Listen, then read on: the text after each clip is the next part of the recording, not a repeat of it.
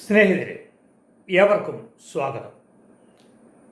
എറണാകുളം അങ്കമാലി അതിരൂപതയുടെ ആസ്ഥാന മന്ദിരത്തിൽ കഴിഞ്ഞ ദിവസം അനധികൃതമായി കടന്നുകൂടിയ പാതിരിക്കോലങ്ങൾ ഇന്ന് പുറത്താക്കപ്പെട്ടിരിക്കുന്നു.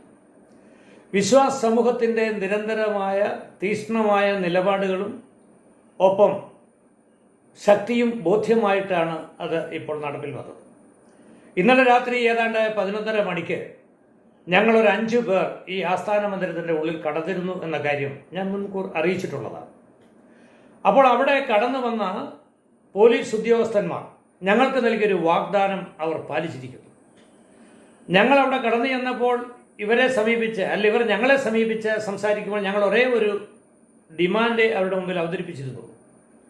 ഇവിടെ അനധികൃതമായി കടന്നുകൂടിയ ഈ പാഷാണങ്ങളെ പുറത്താക്കണം.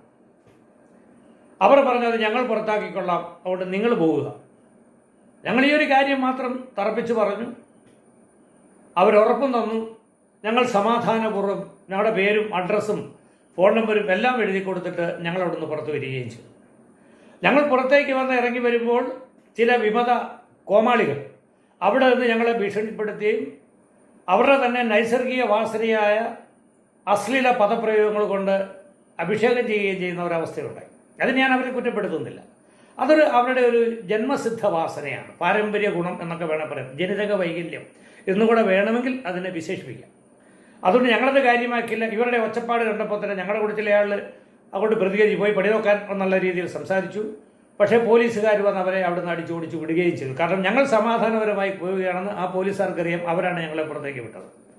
അതുകൊണ്ട് അവർ ഓടി വന്ന് ആളെ ഓടിച്ചു വിടുകയും ചെയ്തു. ഇവിടെ വിഷയമതല്ല.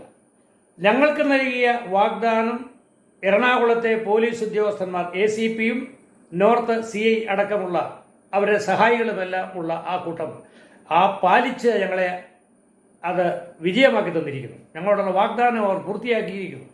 അതിനാവശ്യമായ എല്ലാ തരത്തിലുള്ള അഭിവാദനങ്ങളും അഭിനന്ദനങ്ങളും നന്ദിയും രേഖപ്പെടുത്തിക്കൊള്ളുന്നു. ആദ്യമായി രണ്ടാമത് ഒരു കാര്യം കൂടിയുണ്ട്. അതായത് ഇവിടെ എറണാകുളത്തെ വിശ്വാസികളെ വഴിതെറ്റിച്ച് നുണപ്രചരണം നടത്തുന്ന ഒരു വിദൂഷക കുഴലൂത്തുകാരനുണ്ട്. ഇയാളുടെ സാമ്പത്തിക സ്രോതസ്സിനെ കുറിച്ചൊരു അന്വേഷണം നടത്തേണ്ടത് ആവശ്യമാണ്. പോലീസുകാർക്ക് എന്തെങ്കിലും ചെയ്യാൻ പറ്റുമെങ്കിൽ അവർ ചെയ്യുക, ഇല്ലെങ്കിൽ ഞങ്ങൾ മറ്റു മാർഗ്ഗങ്ങൾ. വിശ്വാസ സമൂഹത്തോടൊരു അഭ്യർത്ഥന, ഇദ്ദേഹത്തിൻ്റെ സാമ്പത്തിക ഇടപാടുകളുമായി ബന്ധപ്പെട്ട് നിങ്ങൾക്കുള്ള ഏതെങ്കിലും തരത്തിലെ അറിവുകളോ രേഖകളോ, പത്രത്തിൽ വന്ന വാർത്തകളുണ്ട്, ജപ്തി നോട്ടീസുകളുണ്ട്, കൊടുക്കേണ്ട തുകയുടെ വലിപ്പം അറിയാം, ചില ബാങ്ക് സ്റ്റേറ്റ്മെൻറ്റുകളുണ്ട്, അതൊക്കെ സാമൂഹ്യ മാധ്യമങ്ങളിൽ പ്രചരിച്ചിട്ടുമുണ്ട്. അത് കൈവശമുള്ളവർ സൂക്ഷിച്ചു വെച്ചിട്ടുള്ളവർ വളരെ പെട്ടെന്ന് എങ്ങനെയെങ്കിലും കൊടിയിരിച്ചുകൊണ്ട് നമുക്ക് നിയമ നടപടികളിലേക്ക് നീങ്ങണം. കാരണം ഇത്തരത്തെ രാജ്യത്തെ പോലും പറ്റിക്കുന്ന സാമ്പത്തിക ഇടപാടുകൾ നടത്തി അത് സഭയ്ക്ക് പോലും പാരയായി മാറുന്നുണ്ടെങ്കിൽ അതൊരു വലിയ നാശകൂപമാകുന്നതിൻ്റെ മുൻ ലക്ഷണമാണ്. അതുകൊണ്ട് നമുക്ക് നിയമപരമായി തന്നെ മുന്നേറണം. അതിനാവശ്യമായ എല്ലാ പിന്തുണയും നിങ്ങളിൽ നിന്ന് അഭ്യർത്ഥിച്ചുകൊണ്ട് സ്നേഹബുദ്ധിയായി വിരമിക്കട്ടെ. നന്ദി, നമസ്കാരം.